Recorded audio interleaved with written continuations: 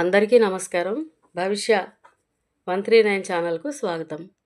సుప్రసిద్ధ కథానిక రచయిత, నవలాకారుడు, వ్యాసకర్త అయిన బుచ్చిబాబు గారి శత జయంతి పూర్తయిన సందర్భంలో బుచ్చిబాబు గారిపైన, వారి రచనలపైన అమితమైన అభిమానం, ఆరాధనా భావం కలిగిన డాక్టర్ వేదగిరి రాంబాబు గారు బుచ్చిబాబు గారి కొన్ని కథానికలను విశ్లేషిస్తూ 2021లో ఈ పుస్తకాన్ని ప్రచురించారు.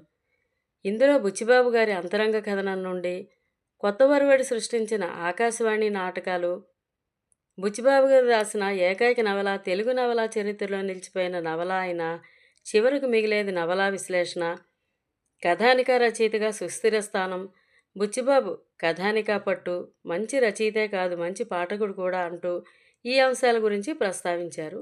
ముగింపు మాటలో చివరికి మిగిలేది నవల గురించి ఇలా రాశారు.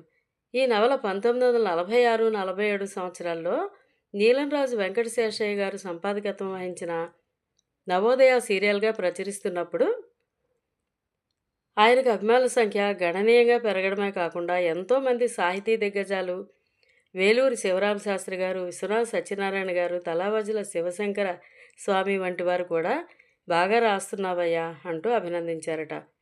ఇంకా ఈ పుస్తక రచనకు ఆధార గ్రంథాలు ఏమిటనేవి చివరి పేజీలో తెలియచేశారు వేదగిరి రాంబాబు గారు.